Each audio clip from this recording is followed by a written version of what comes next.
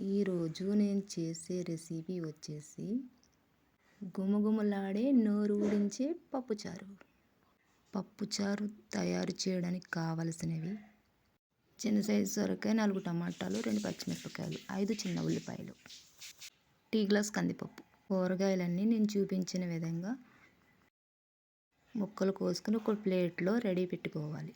తర్వాత కుక్కర్ తీసుకుని పప్పు కడిగి నీళ్లు పోసి టమాటాలు వేసి మూత పెట్టి విజిల్ పెట్టి 3 విజిల్స్ రానివ్వాలి.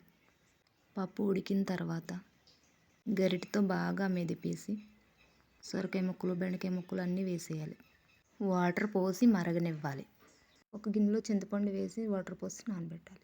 చింతపండు బాగా నానిన తర్వాత రసం తీసి మరుగుతున్న పప్పుచారులో వేసి మరిగించాలి.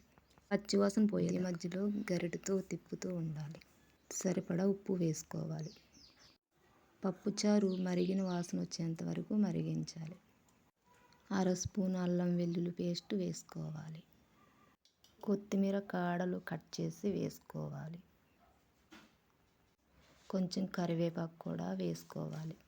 చింతపండు రసం వేసుకుని బాగా మరిగిన తర్వాత స్టవ్ మీద బాండీ పెట్టుకుని ఆయిల్ పోసి చిన్న ఉల్లిపాయలు వేయాలి. పచ్చిమిరపకాయలు, కరివేపాకు కూడా వేయాలి. జీలకర్ర, ఆవాలు కూడా వేసి లాస్ట్లో ఎండుమిరపకాయ వేసి పోపు బాగా బ్రౌన్ కలర్ వచ్చిన తర్వాత పప్పుచారు పోసి కాసేపు మరగనివ్వాలి. అంతే, గుమగుమలాడే నోరు ఊరించే పప్పుచారు.